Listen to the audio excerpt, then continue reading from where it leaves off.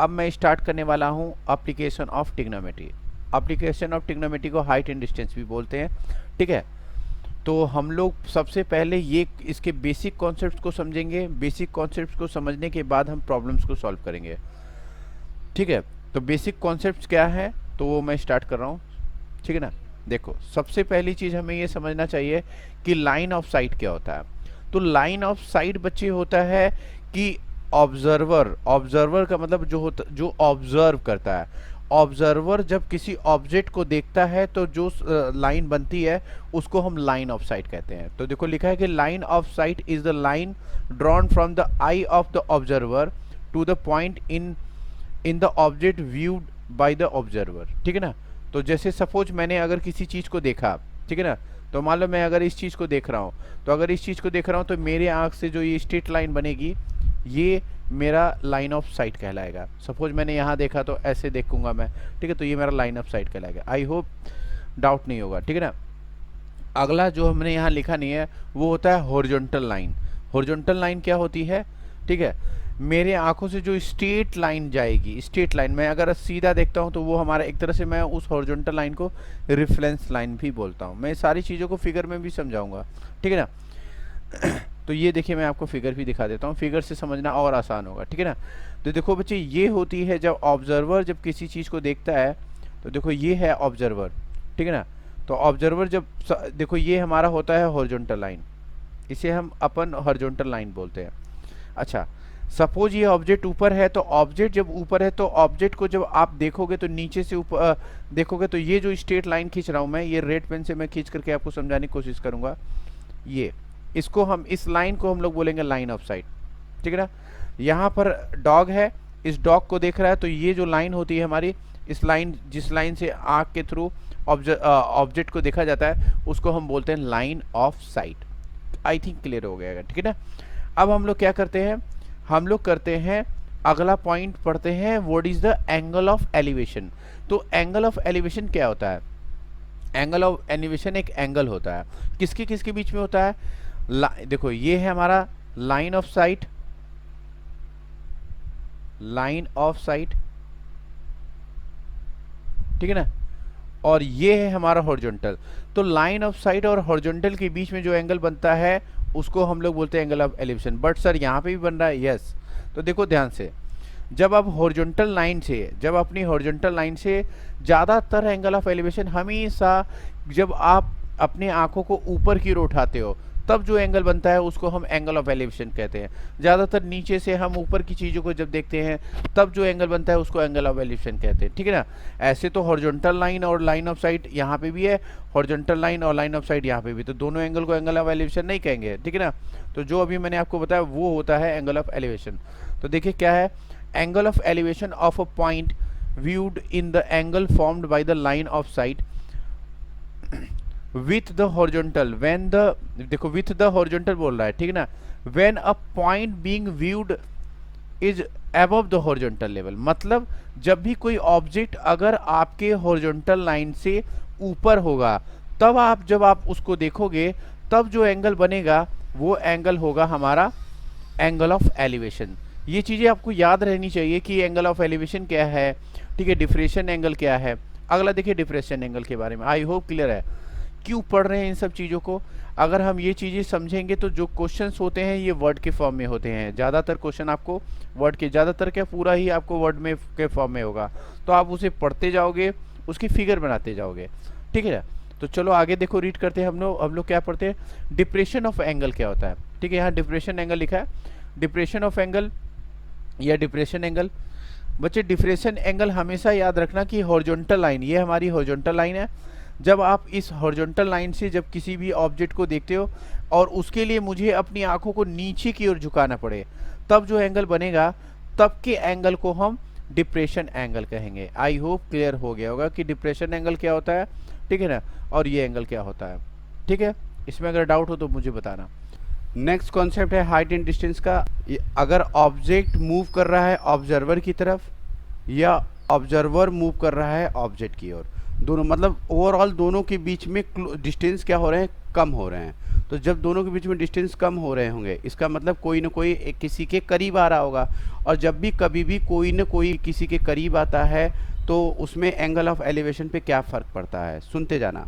Suppose मैं ये देखो, मैंने ये लिया है बिल्डिंग, ठीक है, ये हमारा बिल्डिंग है, या ये आप लिख लो टावर है, या ठीक ना। इस टावर के करीब में एक कार जा रही है, तो देखो सबसे पहले अगर कार पहले यहाँ थी, उस वक्त अगर ये टॉप से, अगर कार के अंदर बैठा हुआ इंसान टॉप से देखे तो एंगल क्या बनेगा। और जब ये कार आगे आ जाएगी, ठीक है ना, जब ये कार आगे आ जाएगी और तब इसका एंगल क्या बनेगा, ठीक ना। और जब कार और आगे आ जाएगी, ठीक ना, जब कार क्या होगी और आगे आ जाएगी, और आगे आ जाएगी, तब इसका एलिवेशन एंगल क्या बनेगा। तो इसके बारे में आपको समझाना चाहता हूँ, ठीक है ना। देखो मैं बता रहा हूँ क्या होगा इसके बारे में। देखो जैसे जैसे हम टावर के करीब जाएंगे, ठीक ना, जैसे जैसे हम टावर के करीब जाएंगे तो हमारा एंगल क्या होता जाएगा, वो एंगल बढ़ता जाएगा, ठीक ना। अगर यहाँ पे 30 है तो याद रखना यहाँ इससे 30 से ज़्यादा ही होगा, तो मान लेते हैं हम यहाँ पे 45 डिग्री हो जाएगा, ठीक है ना, 45 डिग्री होगा। और आगे जाएंगे तो ये हमारा और एंगल बढ़ता जाएगा और 60 डिग्री होगा। क्या सीखा हम लोगों ने, सीखा हमने ये कि अगर कोई ऑब्जेक्ट मूव करते हुए उसके करीब आ रहा है, बिल्डिंग के करीब आ रहा है, ठीक है ना, या मतलब object move towards the observer या फिर observer move toward the object, मतलब एक चीज़ स्टैटिक होनी चाहिए, दूसरी चीज़ उसकी करीब आनी चाहिए, ठीक है ना। उसके केस में पहले वाले ऑब्जेक्ट्स जब जहाँ था वहाँ का एलिवेशन एंगल और जैसे ही आगे आएगा उससे ज़्यादा हो जाएगा, फिर और आगे जाएगा उससे ज़्यादा हो जाएगा, उससे आगे जाएगा तो उससे आगे आ जाएगा। आई होप मेरी बात समझ में आ गया होगी what I am saying that, कि जैसे जैसे टूवर्ड्स बिल्डिंग की तरफ ये कार जा रही है, एलिवेशन एंगल क्या होता जा रहा है, बढ़ता जा रहा है। ये आपके क्वेश्चंस में ये प्रॉब्लम है, तो मैंने इसको कॉन्सेप्ट के रूप में यहाँ समझाने की कोशिश किया, ठीक है। नेक्स्ट कॉन्सेप्ट हमारा है, नेक्स्ट कॉन्सेप्ट ये है कि अगर बिल्डिंग से अगर कार अवे जाए, दूर जाए, मतलब उनके बीच में सेपरेशन हो, तब हमारा वो एंगल क्या होगा, तब हमारा एलिवेशन एंगल में क्या फ़र्क पड़ेगा। तो लिखा है कि object move away from the observer, ठीक है ना।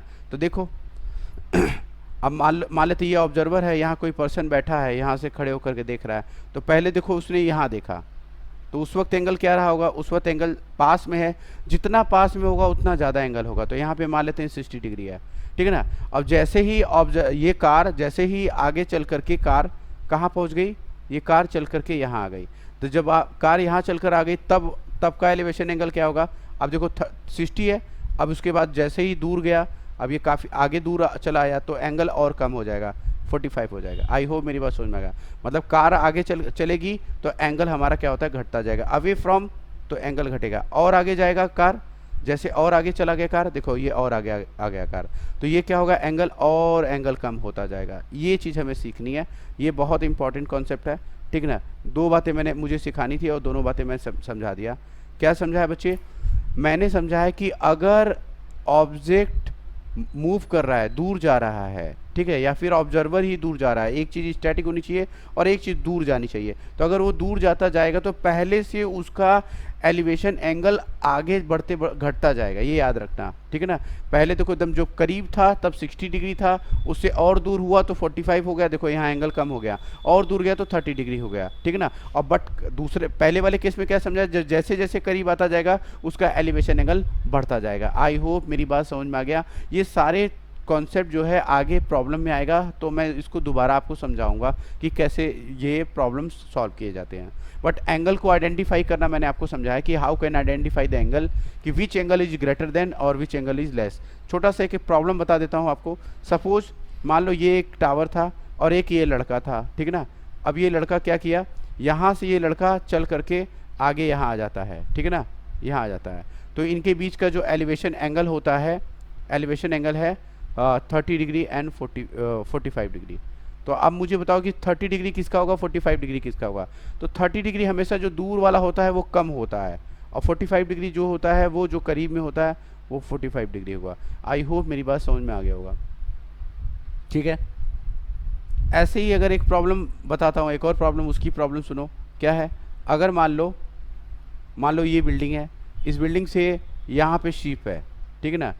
अब ये शीप यहाँ से चल करके यहाँ चला गया तो यहाँ पे शीप आ जाती है। तो अगर शीप यहाँ आता है तो इन दोनों के एलिवेशन एंगल 60 डिग्री और 40 डिग्री हैं, 45 डिग्री हैं। तो बताओ कौन 60 डिग्री होगा, कौन 45 डिग्री होगा? जो पास में होगा उसका एंगल ज़्यादा होगा, इसका मतलब इसका एलिवेशन एंगल 60 डिग्री होगा, और जो दूर होगा उसका एलिवेशन एंगल कितना होगा? 45 डिग्री होगा। आई थिंक मेरी बात समझ में आ गई होगी, ठीक है ना? तो यही चीज़ हमें निकालनी है, कैसे हमें पता करना होगा कि कौन सा एंगल ज़्यादा होगा, कौन सा एंगल कम होगा, ठीक है ना? हालांकि क्वेश्चन में कहीं कहीं बता देता है, बट कहीं कहीं नहीं बताता है, उसके लिए मैंने ये कॉन्सेप्ट समझाया। चलिए स्टार्ट करते हैं हम लोग क्वेश्चन नंबर 1 से, ठीक है? ये देखो पहला क्वेश्चन है। पहला क्वेश्चन देखो बच्चे क्या कह रहा है, पहले क्वेश्चन में ये कह रहा है कि circus artist is climbing a 20 metre long rope. ये है बच्चे, ये हमारा 20 मीटर क्लाइंबिंग, ये है हमारा रोप है, ठीक है ना? एक मिनट देखो, ये हमारा 20 मीटर रोप है, ठीक है ना? ये हमारा 20 मीटर क्लाइंबिंग रोप है, ठीक है, ठीक है। देखिए ये हमारा है 20 मीटर रोप, तो मैं इसको लिख देता हूँ, ये हमारा 20 मीटर की रोप लगी हुई है, ये हमारी 20 मीटर की रोप है, ठीक है ना? कह रहा है कि circus artist is climbing a 20 metre long rope. तो ये देखो सर्कस आर्टिस्ट जो है 20 मीटर रोप पर वो क्या कर रहा है, चल रहा है, ठीक है? Which is slightly stretched and tight from the top and the vertical pole of the ground. देखो कहाँ पे लगा दिया है इन्होंने, ग्राउंड में फिक्स कर दिया है, और top of the vertical pole, ये हमारा पोल है, ये हमारा क्या है, पोल है, और ये उस पोल का टॉप है, याद रखिएगा। और ये हमारा क्या हो जाएगा, यही बता देता हूँ आपका, ये हमारा बॉटम होगा, ठीक है ना? ये हमारा बॉटम होगा। तो एक 20 मीटर के रोप को ग्राउंड पर और पोल के टॉप पर कनेक्ट कर दिया गया है, ठीक है? अब आपसे क्या पूछ रहा है, find the height of the pole. Height of the pole, आपके पोल की हाइट पूछ रहा है। तो जब भी पोल की हाइट पूछे तो आप कुछ मान लो, तो मैंने मान लिया कि पोल की हाइट कितनी है, h है, तो ये हमने पोल की हाइट मान ली, ठीक है ना? ये हमारी क्या हो गई, पोल की हाइट हो गई, ठीक है? ये यहाँ लिख देता हूँ, ये पोल है, ठीक है ना? अब कह रहा है कि if the angle made by the rope, अब ये हमारा रोप है, ठीक है ना? ये रोप है, रोप विथ द ग्राउंड, मतलब ग्राउंड, ये हमारा ग्राउंड है, ग्राउंड और रोप दोनों मिलकर के एंगल यहाँ क्या बनाते हैं, दोनों मिलकर के एंगल बनाते हैं यहाँ पे 30 डिग्री के एंगल, ठीक है ना? बस अब आपको क्वेश्चन सॉल्व कर देना है। आई होप मैंने क्वेश्चंस को समझाने में पूरी मेहनत की है, आई थिंक क्लियर हो गया होगा। तो चलो हम लोग प्रॉब्लम सॉल्व करते हैं। तो सबसे पहले क्या करते हैं, इसका हम लोग मैथमेटिकल फिगर बनाते हैं। तो मैथमेटिकल फिगर में क्या है, ये हमारा ए है, ये हमारा बी है, ये रोप हमारा क्या किसकी तरह ट्रीट करेगा, रोप हमारा हाइपोटेनियस की तरह ट्रीट करेगा। तो ये हमारा हाइपोटेनियस हो गया। हाइपोटेनियस कितना दिया, 20 मीटर दिया हुआ है, ठीक है ना? क्लियर हो गया होगा आपको, ठीक है?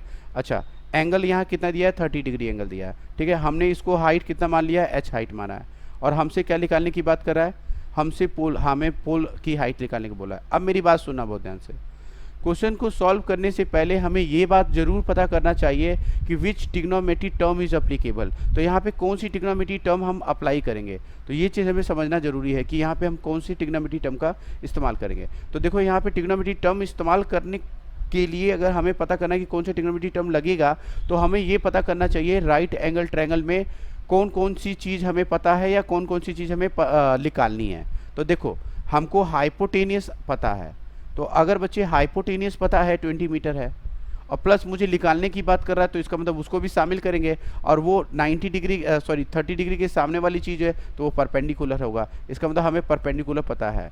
तो खुद भी सोचो, अगर हाइपोटेनियस पता है और परपेंडिकुलर पता है, तो ये किस ट्रिग्नोमेट्री की तरफ इशारा कर रहा है कि कौन सी ट्रिग्नोमेट्री हमें यहाँ लगाना चाहिए। अगर नहीं समझ में आ रहा तो पंडित बद्री प्रसाद हर बोले, इससे पता करो, ठीक है? क्या होता है, परपेंडिकुलर अपॉन हाइपोटेनियस, ये होता है हमारा साइन का, ये होता है बेस अपॉन हाइपोटेनियस, ये होता है हमारा कॉस का, और ये होता है परपेंडिकुलर अपॉन बेस, ये फिर से बता दे रहा हूँ, बेस अपॉन हाइपोटेनियस ये होता है हमारा कॉस थीटा, और परपेंडिकुलर अपॉन बेस जो होता है वो होता है हमारा टेन थीटा, ठीक है ना?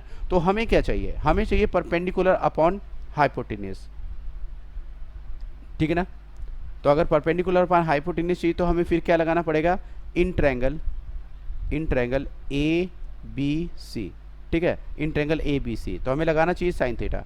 तो मैं लिख रहा हूँ साइन 30 डिग्री इक्वल टू क्या होता है, perpendicular upon hypotenuse A B upon में यहाँ सी होगा ए सी, ठीक है ना। तो ए बी कितना दिया है बच्चे, एच दिया है, ए सी कितना दिया है बच्चे 20, और साइन 30 डिग्री की वैल्यू कितनी होती है, साइन 30 डिग्री वैल्यू होती है 1/2, तो हम वहाँ 1/2 लिख देंगे, ठीक है ना, 1/2। क्रॉस मल्टीप्लाई करना चाहिए, मैंने आपको समझाया कि आप क्रॉस मल्टीप्लाई करो अननोन वाली चीज़ के साथ, पहला मतलब 2h पहले इधर लिखो और इक्वल टू लिखो 20, तो फिर h इक्वल टू कितना आ जाएगा 20 डिवाइड बाई 2, काट देंगे तो यहाँ आएगा 10, तो ये हमारा 10 मीटर ये हाइट होगी, ये टॉप टावर की हाइट होगी 10 मीटर। आई होप मेरी बात समझ में आ गया होगा, ठीक है ना। ये हमारा नेक्स्ट क्वेश्चन है। नेक्स्ट क्वेश्चन में देखो क्वेश्चन नंबर 2 क्या कहता है। क्वेश्चन नंबर 2 कह रहा है कि a tree breaks due to storm, मतलब स्टॉर्म आता है तो ट्री जो है टूट जाता है, ठीक है। And broken part bent so that the top of the tree touches the ground. देखो ये मैं यहाँ पे वीडियो दिखाता हूँ मैं आपको, ये एक ट्री है और बहुत तेज स्टॉर्म चलने की वजह से तो ये ट्री जो है ब्रेक हो जाता है, ठीक है ना। ये ट्री क्या हो जाता है, ब्रेक हो जाता है। एक मिनट, ठीक है। तो ये आपका ट्री क्या होता है, देखिए ये ब्रेक हो जाता है, ठीक है। तो ये ट्री हमारा क्या हो रहा है, ब्रेक हो रहा है, ठीक है। ये देखिए, तो ब्रोकन पार्ट क्या कर रहा है, ब्रोकन पार्ट जो है ग्राउंड से टच हो रहा है, ठीक है ना। ब्रोकन पार्ट क्या हो रहा है हमारा, देखो ये टूटने के बाद ब्रोकन पार्ट, ये आपका ब्रोकन पार्ट है, ये आपका हमारा ब्रोकन पार्ट है, ठीक है ना। ये आपका ब्रोकन पार्ट है, ये आपका ब्रोकन पार्ट है, ये टूट कर यहाँ आया। और देखो लिखा क्या है कि जो due to storm broken part bend, देखो ये ब्रोकन पार्ट हमारा बेंड हो जा रहा है, so that the top of the tree, ये पार्ट ट्री का टॉप पार्ट है, ठीक है, touches the ground making an angle 30 degree, ground को टच करता है। और जब ये ग्राउंड को टच करता है तो देखो ये टच करेगा तो ऐसे ऐसे ऐसे एक ट्रायंगल बनेगी आपका, राइट एंगल ट्रायंगल। मैं आपको यहाँ पे ये चीज बना देता हूँ, ठीक है ना। तो देखो ये राइट एंगल ट्रायंगल बनाता हूँ ये, और ये ऐसे बनाता हूँ मैं आपको, ठीक है ना। ब्रोकन वाले पार्ट को मैं दिखा देता हूँ रेड पेन से, ये आपका ब्रोकन पार्ट होगा, ये आपका ब्रोकन पार्ट होगा। यहाँ से ब्रेक हो रहा है, याद रखना, यहाँ से आपका ब्रेक हो रहा है, ठीक है। तो ब्रोकन पार्ट ये हमारा ब्रोकन पार्ट है। आई थिंक ये एनिमेशन आप देख लो एक बार, मैं आपको और चला देता हूँ, आपको ज्यादा समझ में आ जाएगा, ठीक है ना। आप एक बार देख लीजिए, ठीक है ना। तो ये है आपका, ठीक है ना। तो आगे देखिए क्या कह रहा है, ठीक है। The distance between the foot of the tree, तो ये ट्री का फुट है, ठीक है, to the point where the touches the ground, आपका ग्राउंड में जो टच कर रहा है वो ये है, तो ये डिस्टेंस कितनी हो जाएगी, कह रहा है ग्राउंड इज 8 मीटर, तो ये आपका 8 मीटर है। क्लियर हुआ ये चीज, ये आपका 8 मीटर। Find the height of the tree, अब ये हाइट ऑफ द ट्री मांगा है, तो हाइट ऑफ द ट्री का मतलब क्या है, हाइट ऑफ द ट्री मतलब बच्चे कि ये वाला पार्ट भी लोगे और ये वाला भी पार्ट लोगे, तो हाइट के लिए क्या करो, आप लिखो इसको ए, इसको लिखो बी, इसको लिखो सी। हाइट का मतलब ये भी लेना है, ए बी प्लस ए सी। अगर ट्री की हाइट बताना चाहती हो तो आप ए बी प्लस ए सी दोनों को ऐड करोगे तभी ये ट्री की हाइट आएगी, ट्री हाइट, ठीक है ना, क्योंकि ब्रोकन पार्ट भी तो ट्री का ही पार्ट है, ब्रोकन पार्ट तो ट्री का ही पार्ट है। चलिए आइए करते हैं यहाँ पे, ये सेम फिगर यहाँ बनाता हूँ मैं, ए, ये बी, ये सी। आपको पता है कि इसके बीच में डिस्टेंस कितना है, 8 मीटर का डिस्टेंस है, तो मैंने 8 मीटर डिस्टेंस यहाँ बना दिया, ठीक ना। एंगल उसने बताया है कि ये टच कर रहा है, तो एंगल कितने डिग्री बना है, 30 डिग्री का एंगल बना रहा है, ठीक है ना। अब आप ध्यान से देखना, ये बहुत अच्छा क्वेश्चन है। आपको AC भी निकालना है और AC हाइपोटेनियस है, देख लो ध्यान से, और आपको AB भी निकालना है, और AB आपको पता है थीटा डिग्री के ठीक सामने वाला ये 90 डिग्री है, ठीक है ना, परपेंडिकुलर होती है। तो क्या आपको हाइपोटेनियस और परपेंडिकुलर दोनों निकालना है, ठीक है ना। प्लस आपको जो है BC भी दे रखा है, ठीक है ना, BC भी दे रखा है, वो 8 मीटर दे रखा है। तो ये आपको बेस दे रखा है, तो बेस दिया, तो बेस भी पता है, ये भी पता है, ये भी पता है, मतलब दो चीज निकालनी है, तो इसका मतलब 2 बार इक्वेशन बनाओगे, ठीक है। तो आप कोई किसी एक को ले लो, मैं पहली बार परपेंडिकुलर और बेस को लेता हूं, तो मैं देखो यहाँ लिखना हो इन ट्रायंगल ABC, ठीक है ना, ट्रायंगल ABC। तो मैं क्या यूज कर रहा हूँ, परपेंडिकुलर और बेस यूज कर रहा हूँ, और परपेंडिकुलर और बेस के केस में क्या लगाओगे 10, तो 10 30 डिग्री हो जाएगा, AB परपेंडिकुलर हो गया AB अपॉन BC। तो AB कितना है बच्चे, AB को आप मान लो, इसको मान लो H1, इसको मान लो H2, ऐसे ही मान लो आप, ठीक है ना, H1 और H2। तो क्या हो जाएगा, H1 अपॉन में 8 मीटर, 10 30 डिग्री की वैल्यू कितनी होती है, 10 30 डिग्री की वैल्यू होती है 1/√3 equal to H upon 8, cross multiply करो तो ये लिखोगे h इक्वल टू लिखोगे 8 अपॉन रूट 3, बॉक्स बंद करो। क्लियर हुआ? तो मैंने पहले परपेंडिकुलर और ये लगाया, तो इससे क्या हुआ, परपेंडिकुलर मुझे पता चल गया, बट अभी भी H2 आपको नहीं पता है, आपको अभी H2 नहीं पता है, तो H2 आपको निकालना है, तो H2 निकालना है तो H2 और बेस लगाओगे, तो H2 और बेस के लिए क्या यूज करोगे, कौन सा ट्रिग्नोमेट्री, अगेन लिखो इन ट्रायंगल ABC। आपको पता है कि आपको H2 फाइंड आउट करनी है, H2 हाइपोटेनियस है, तो अगर H2 आपका हाइपोटेनियस है और 8 मीटर ये हमारा बेस है, तो हाइपोटेनियस बेस कौन सा ट्रिग्नोमेट्री की तरफ ये इशारा कर रहा है, बेस है और हाइपोटेनियस है तो cos थीटा की तरफ इशारा कर रहा है। तो आप क्या लिखोगे, cos 30 degree equal to cos 30 degree value होती है बेस अपॉन हाइपोटेनियस, तो लिखोगे BC अपॉन में AC, base upon hypotenuse. Base कितना है बच्चे, बेस हमारा हो गया 8 मीटर, हाइपोटेनियस कितना है H2, और cos 30 डिग्री की वैल्यू होती है √3/2 इक्वल टू 8 अपॉन में H2। तो फाइनली देखो कैसे निकालोगे आप चाहो तो इसको इधर फेंक सकते हो, इसको इधर ले आ सकते हो, ठीक है ना, मैं समझा देता हूँ वैसे, या तो सबसे सिंपल तरीका इसको घुमा दो और इसको भी घुमा दो, जब इसको घुमा दोगे तो ये हो जाएगा 2/√3, और जब इसको घुमा दोगे तो ये हो जाएगा H2 अपॉन में 8, बस अब इसको इधर फेंक दो तो फाइनली क्या आएगा, H2 इक्वल टू आएगा 16 डिवाइड बाई √3। तो मैंने आपको क्या बताया था कि टोटल ट्री की हाइट फाइंड आउट करनी है तो दोनों को जोड़ोगे, तो देखो मैं लिख रहा हूं total height of tree equal to क्या लिखोगे, H1 प्लस H2, या लिख सकते हो AB plus BC, AB plus AC, ठीक है ना। तो H1 कितना था हमारा, इसको H1 लिखो, ये H1 लिखना है यहाँ पे, H1 और ये H1, तो ये था हमारा 8 अपॉन में √3, ये कितना है 16 अपॉन में √3, डिनोमिनेटर सेम है तो ऐड कर दो, कितना आएगा 24 अपॉन में √3। और मैंने आपको इससे पहले के लेक्चर में भी मैंने आपको बताया है कि कभी भी डिनोमिनेटर में √3 नहीं होना चाहिए, तो अगेन वी विल रेशनलाइज, तो रेशनलाइजेशन करेंगे तो क्या लिखेंगे 24 √3 अपॉन में 3 आएगा, 3 से इसको काटोगे तो क्या आएगा 8 √3 मीटर, ये टोटल हाइट लेकर कर आएगी ट्री की, ठीक है ना। ये है क्वेश्चन नंबर 3। देखो क्वेश्चन नंबर 3 क्या कह रहा है, क्वेश्चन नंबर 3 कह रहा है कि a contractor plans to install 2 slides, ठीक है, ये 2 स्लाइड्स है। स्लाइड्स क्या होते हैं, बच्चे इस पर बैठ करके स्लाइड करते हैं, ठीक है ना, इस तरीके से बच्चे यहाँ पे बैठ करके स्लाइड करते हैं, इसको हम स्लाइड्स कहते हैं, ठीक है। अलग अलग एज के बच्चों के लिए ये स्लाइड भी अलग अलग होती है। तो कॉन्ट्रैक्टर ने प्लान किया to install a slide for a children to play in the park, park में प्ले करने के लिए एक जो है 2 स्लाइड उन्होंने लगाया। तो देखो कौन कौन कैसे लगाया, for the children below the age of the 5 years, जो 5 ईयर्स से कम एज के जो चिल्ड्रेन थे, she prefer to have a slide whose top is at the height of 1.5, मतलब उसकी हाइट इन्होंने रखा है 1.5 मीटर की हाइट की स्लाइड उन्होंने लगाने के लिए बोला, ठीक है ना। And is inclined at an angle of the 30 degree to the ground, तो अच्छा दूसरी बात, वो ग्राउंड से जो इंक्लिनेशन एंगल होगा वो होगा 30 डिग्री, ठीक है ना। तो ये एक पहला हो गया, ये पहला क्या है, बिलो द 5 ईयर्स, ठीक है ना, below the age of 5 year, the age of 5 years,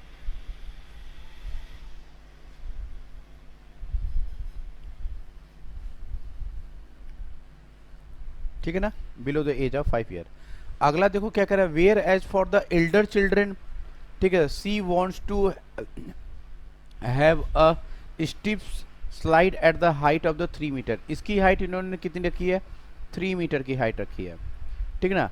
और इसका इंक्लिनेशन एंगल जो रखा है वो 60 डिग्री का इंक्लिनेशन एंगल रखा हुआ है, 60 डिग्री। अब मुझसे क्या पूछा, ग्राउंड से 60 डिग्री का एंगल रखा है, कह रहा है कि what should be the length of the slide in each cases, हमें स्लाइड की लेंथ बतानी है दोनों के केसेस में, ये हमारी होती है स्लाइड की लेंथ, ठीक है ना।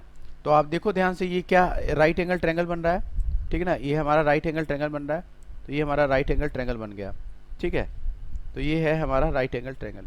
तो हम लगाते हैं, दोनों पे लगाते हैं। तो सबसे पहली बात तो कितने ट्रायंगल हैं यहाँ पे? यहाँ पे 2 ट्रायंगल है, तो हम लोग 2 ट्रायंगल के लिए एक लाइन खींचेंगे बीच में और दोनों ट्रायंगल को हम अलग अलग तरीके से सॉल्व करेंगे। पहले ट्रायंगल को मैं बोल देता हूँ, ये वाला, ये छोटा वाला ट्रायंगल पहला है, तो मैंने लिखा ए बी सी। तो मैं यहाँ पे लिख रहा हूँ in triangle A B C, ठीक ना। अब पहले एक चीज़ देखो कि इस ट्रायंगल ए बी सी में देखो मुझे क्या क्या पता है और क्या क्या मुझे निकालना है। मुझे हाइपोटेनियस निकालनी है, हाइपोटेनियस निकालनी। क्यों हाइपोटेनियस निकालनी है सर? क्योंकि हाइपोटेनियस स्लाइड है, तो ये मुझे निकालनी है। इसका मतलब हाइपोटेनियस पता है, प्लस थीटा डिग्री के ठीक सामने का एंगल जो होता है, एंगल के ठीक सामने का जो साइड होता है वो परपेंडिकुलर होता है। इसका मतलब मुझे परपेंडिकुलर और हाइपोटेनियस को यूज़ करना है। तो या इसका मतलब कौन सा ट्रिग्नोमेट्री टर्म यूज करेंगे? साइन। तो देखो नेक्स्ट क्वेश्चन लिख देता हूँ मैं। तो यहाँ क्या लिखूंगा मैं? Sine 30 degree equal to, sine 30 degree होती है परपेंडिकुलर अपॉन हाइपोटेनियस, तो ये हो गया परपेंडिकुलर अपॉन हाइपोटेनियस, ठीक ना। तो परपेंडिकुलर क्या है बच्चे? ए सी, सॉरी ए बी, और हाइपोटेनियस क्या है हमारा? ए सी है। तो ए बी कितना है? 1.5। ए सी कितना है? ए सी मुझे पता नहीं है, ठीक ना। साइन 30 डिग्री की वैल्यू है 1/2 इक्वल टू 1.5 अपॉन में ए सी। तो देखो finally A C equal to कितना निकल कर आएगा? 3 मीटर। तो ये स्लाइड की हाइट यहाँ पे कितना दे रहा है? 3 मीटर का, ठीक है ना। अब हम दूसरा प्रॉब्लम सॉल्व करेंगे, पी क्यू आर। तो लिख रहा हूँ मैं in triangle P Q R. तो पी क्यू आर में हम कैसे सॉल्व करेंगे? देखो पी क्यू आर में देखो ध्यान से क्या क्या दिया है इस पे। देखो स्लाइड की पता करनी, इसका मतलब मुझे हाइपोटेनियस पता करना है, और ये हमें पता करना है थीटा के ठीक सामने की चीज़ परपेंडिकुलर है, तो ये परपेंडिकुलर, इसका मतलब यहाँ पे भी हम जो है साइन यूज़ करेंगे। तो देखो मैं लिख रहा हूँ sine 60 degree equal to perpendicular, perpendicular क्या है हमारा? पी क्यू अपॉन हाइपोटेनियस क्या है हमारा? पी आर, ठीक है ना। तो पी क्यू कितना है हमारा? 3 मीटर, ठीक है। पी आर मुझे मालूम नहीं, ठीक ना। साइन 60 डिग्री की वैल्यू होती है √3/2 इक्वल टू 3 अपॉन में पी आर, ठीक है ना। तो इसको इधर मल्टीप्लाई करो तो क्या लिखोगे? √3 पी आर इक्वल टू 6, ठीक है ना। तो पी आर इक्वल टू होगा 6 अपॉन में √3 इंटू √3 अपॉन में √3। तो फाइनली 6√3 रैशनलाइजेशन किया है मैंने, ठीक है ना। तो अब देखो नीचे नीचे मल्टीप्लाई करो 3 आएगा, इससे इसको काटोगे तो क्या आएगा? पी आर इक्वल टू आएगा 2√3। तो दोनों के दोनों स्लाइड का आंसर मैंने फाइंड आउट किया। बट मैं यहाँ कॉन्सेप्ट क्या सिखाना चाहता हूँ? कॉन्सेप्ट ये सिखाना चाहता हूँ, इस क्वेश्चन से आप क्या सीखते हो वो मैं समझाना चाहता हूँ। इस क्वेश्चन से आप ये सीख रहे हो कि मुझे कौन से ट्रिग्नोमेट्री टर्म को यूज़ करना चाहिए। ये कैसे पता करोगे? जो चीज़ निकालनी है वो पता करो कि वो हाइपोटेनियस है, बेस है या परपेंडिकुलर, प्लस जो चीज़ आपको पता है उन दोनों को देखो और दोनों से ये पता करो कि कौन सा ट्रिग्नोमेट्री टर्म यूज करेगा। ये क्वेश्चन सिर्फ यही सिखाता है। आ जाओ नेक्स्ट प्रॉब्लम पे चलते हैं अपन। नेक्स्ट प्रॉब्लम है बच्चे क्वेश्चन नंबर 4 है। देखो क्वेश्चन नंबर 4 क्या कह रहा है? क्वेश्चन नंबर 4 कह रहा है कि the angle of elevation of the top of the tower, ठीक है ना। तो ये हमारा टावर है और इस टावर का सबसे ऊपर वाला पार्ट हमारा टॉप कहलाता है, तो ये टॉप ऑफ द टावर है, ठीक ना। From a point on the ground, ठीक ना। तो एंगल ऑफ एलिवेशन क्या है? टॉप ऑफ के टावर से और ग्राउंड से, तो एंगल ऑफ एलिवेशन बोल रहा है, ठीक है। The angle of elevation of the top of the tower from a point on the ground which is 30 metre away from the foot of the tower. देखो ये है foot of the tower, foot of tower. तो कह रहा है कि foot of the tower और जो ग्राउंड में पॉइंट है वो दोनों पॉइंट के बीच का जो डिस्टेंस है वो 30 मीटर है, ठीक है, वो हमारा 30 मीटर है।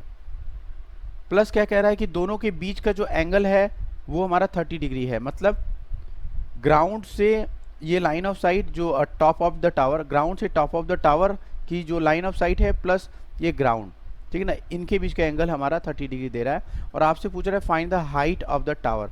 अगर टावर की हाइट पूछ रहा है तो आप टावर की हाइट को क्या मानो? h मानो। सेम प्रॉब्लम, आइडेंटिफाई करो which trigonometry term is used in this questions. देखो ये हमारा क्या है? ये हमारा बेस है, 30 मीटर जो दिया है, खुद भी देखो इस ट्रिग्नोमेट्री में ये हमारा क्या है, बेस है। अगर ये बेस है और ये हमारा क्या है, परपेंडिकुलर है, ठीक है ना। कैसे पता परपेंडिकुलर, थीटा के ठीक सामने वाली चीज परपेंडिकुलर होती है। इसका मतलब बेस और परपेंडिकुलर दिया है, कौन से ट्रिग्नोमेट्री की ओर फोकस कर रहा है, कराना चाहता है आपको। बेस और परपेंडिकुलर और बेस दिया होता है तो हमेशा याद रखना बच्चे, 10 यूज करेंगे। क्यों, टेन थीटा इक्वल टू होता है परपेंडिकुलर अपॉन बेस। तो हम लोग क्या लगाएंगे, परपेंडिकुलर अपॉन बेस 10 थीटा लगाएंगे। तो चलो लिखते हैं हम लोग क्वेश्चन। इसको ए लिखो, इसको बी लिखो, इसको सी लिखो, ठीक है ना। तो सबसे पहले क्या करेंगे, सपोज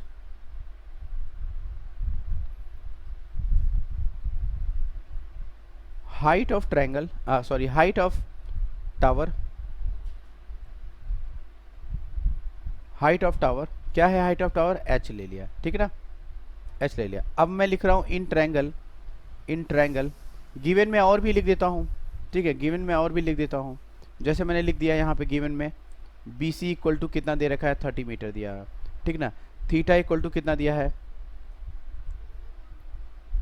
थीटा इक्वल टू दिया है 30 डिग्री एंगल, ठीक है ना। अब मैं लिख रहा हूँ in triangle A B C. मुझे पता है कि यहाँ पे मुझे 10 थीटा लगानी है, तो देखो मैं क्या लिखने जा रहा हूँ, 10 30 degree equal to 10 30 degree equal to तो परपेंडिकुलर अपॉन बेस। तो मैंने लिखा परपेंडिकुलर अपॉन बेस। तो परपेंडिकुलर कहाँ, इस ट्रिग्नोमेट्री टर्म में देखो परपेंडिकुलर क्या है, ए बी है, तो ए बी लिखो अपॉन, और ये हमारा बी सी है। तो देखो पुट करो, 10 30 डिग्री की वैल्यू क्या होती है, आपको ये एंगल याद करना होगा। मुझे तो याद है 1/√3। ए बी की वैल्यू कितनी है, ए बी मुझे पता नहीं तो एच लिख दो, ठीक है ना। ए बी मुझे पता नहीं, बट बी सी मुझे पता है 30 डिग्री। तो क्या करोगे, क्रॉस मल्टीप्लाई करो। क्रॉस में सबसे पहले अननोन वाले से मल्टीप्लाई जब पहले करेंगे, तो यहाँ क्या आएगा, √3h इक्वल टू 30। तो फिर h इक्वल टू क्या लिखोगे, 30 अपॉन में √3। और मैंने आपको क्या समझाया, मैंने आपको समझाया है कि कभी भी डिनोमिनेटर में अगर इरेशनल नंबर आए तो ये मान के चलो कि अगला स्टेप उस इरेशनल नंबर को हटाना है। और इरेशनल नंबर को हटाने का सिंपल एक तरीका है, आप उसको रेशनलाइजेशन करो। रेशनलाइजेशन मीन्स व्हाट, अगर नीचे एक टर्म का रेशनलाइजेशन नंबर है √3, तो ऊपर नीचे √3 से मल्टीप्लाई कर दिया मल्टीप्लाई, तो आएगा √3 30 √3 अपॉन में 3, इससे इसको काटा क्या आएगा, 10√3। तो बताओ टावर की हाइट मुझे कितनी मिली, 10√3 हाइट मिली, 10√3 हाइट मीटर। ये हमारी टावर की हाइट है 10√3। आई होप क्वेश्चंस बिल्कुल समझ में आ गया होगा।